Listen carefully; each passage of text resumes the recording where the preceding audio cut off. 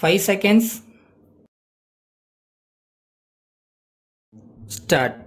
தலைவர் அவர்களே, மின் வாரிய நிதிநிலை அறிக்கையின் மீது என் கருத்துக்களை சொல்ல விரும்புகின்றேன். மாண்புமிகு மின்துறை அமைச்சர் அவர்கள் இத்துறைக்கான அலுவலராக பணியாற்றி இத்துறைக்கான அமைச்சர் பொறுப்பையும் ஏற்று செயல்பட்டு கொண்டு வருகிறார். அவருடைய பதவி காலத்தில் தமிழகத்தில் மின்வெட்டு என்ற அவல நிலையே இருக்கக்கூடாது என்று பொதுமக்கள் மிக அதிகமாக எதிர்பார்க்கிறார்கள். இயற்கை சூழ்நிலை காரணமாக நமக்கு ஏற்படுகிற மின்வெட்டு என்ற அவல நிலையை தவிர்க்க நாம் மாற்று ஏற்பாடுகளை பரிசீலனை செய்ய வேண்டிய கட்டாயத்தில் இருக்கிறோம் என்பதை மறந்துவிட முடியாது. நமது மாநிலம் பருவமழையையே நம்பியிருக்கும் மாநிலம். பருவமழையால் அடிக்கடி ஏமாற்றப்பட்டு வருகிற மாநிலம் நமது மாநிலம். எனவே இயற்கையின் நுட்பமான இந்த நிலையை அடிப்படையாக வைத்து மின்வெட்டு இனி இல்லாத வகையில் மாற்று ஏற்பாடுகளை நாம் பரிசீலனை செய்து மின் தட்டுப்பாட்டை நிரந்தரமாகவே போக்கத்தக்க நடவடிக்கைகளை மேற்கொள்ள வேண்டும்.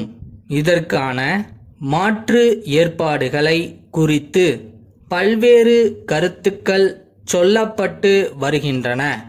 ஏற்கனவே நாம் அனல் மின்சக்தி மூலம் மின் பற்றாக்குறையை சரிப்படுத்தி கொண்டிருக்கிறோம். அதே சமயத்தில் அணுசக்தியை எந்த அளவுக்கு பயன்படுத்தி நாம் மின் சக்தியை உற்பத்தி செய்ய முடியும் என்பதையும் ஆராய்ந்து கொண்டிருக்கிறோம் என்பதும் உண்மை.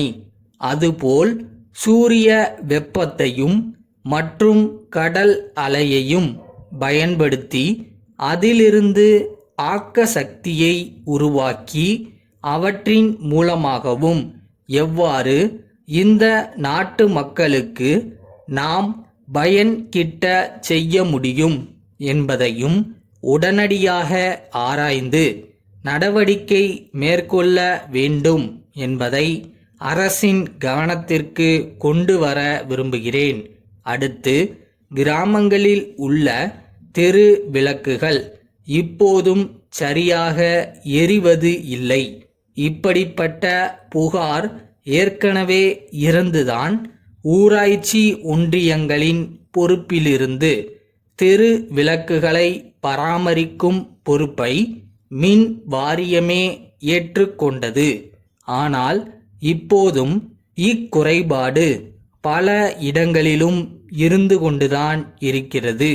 மாவட்ட வளர்ச்சி மன்ற கூட்டங்களில் இக்குறைபாடு பரவலாக சொல்லப்படுவது தற்போது வழக்கமாகிவிட்டது.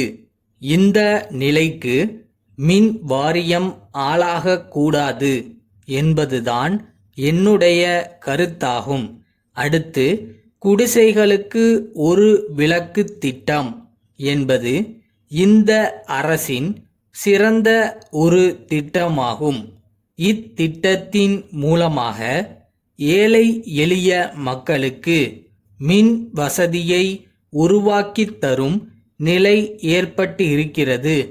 பொதுவாக எல்லோராலும் பாராட்டப்படுகிற திட்டமாக இது இருந்தாலும் இந்த திட்டத்தில் இருக்கின்ற ஒரு குறைபாட்டையும் நான் இந்த நேரத்தில் சுட்டிக்காட்ட விரும்புகிறேன். இந்த திட்டத்தின் கீழ் இணைப்பு கோரி போடப்படும் மனுக்களை வாங்குவதில் பொது மக்களுக்கு பெரிதும் இடர்பாடுகள் ஏற்படுகின்றன.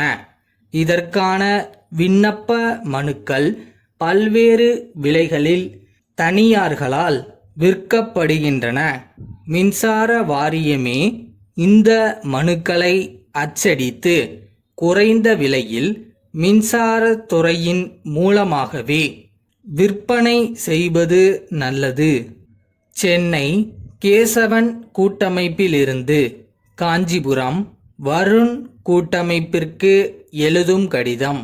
அன்புடையீர், தங்கள் கடிதம் கிடைக்கப்பெற்று தகவல் அறிந்தோம். நாங்கள் அனுப்பிய நிலத்தடி நீர் இறைக்கும் மோட்டார் பம்பு செட்டுகளில் 4 சரியாக இயங்கவில்லை என்று தெரிவித்திருக்கிறீர்கள்.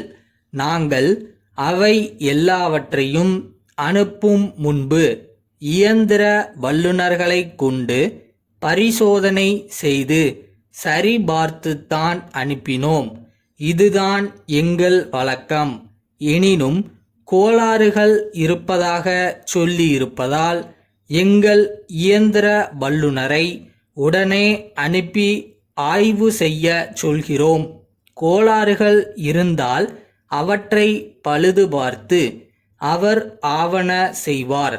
இருப்பினும் அவை திருப்திகரமாக இயங்காவிட்டால் அவற்றை நாங்கள் திருப்பி எடுத்துக்கொண்டு அவற்றுக்கு பதிலாக வேறு புதிய பம்பு செட்டுகளை வழங்க நாங்கள் தயாராக உள்ளோம்.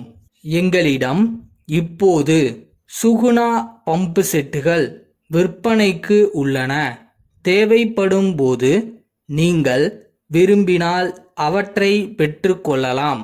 ஏற்கனவே நாங்கள் அனுப்பிய சரக்குகளுக்கான கிரயத்துக்கு தாங்கள் விரைவில் ஒரு காசோலை அனுப்புவீர்கள் என்று எதிர்பார்க்கிறோம். எங்கள் மேன்மையான சேவை தொடர்ந்து நீடிக்கும். தங்கள் நம்பிக்கையுள்ள. கஷ்டப்படுறது உண்மையாக கஷ்டப்படுங்க. நீங்கள் கஷ்டப்படுறதுக்கான ஊதியம் கண்டிப்பாக இருக்கும். ஸோ டார்கெட் என்னன்னு ஃபிக்ஸ் பண்ணிட்டு போனீங்கன்னா யூ கேன் டெஃபினெட்லி அச்சீவ்.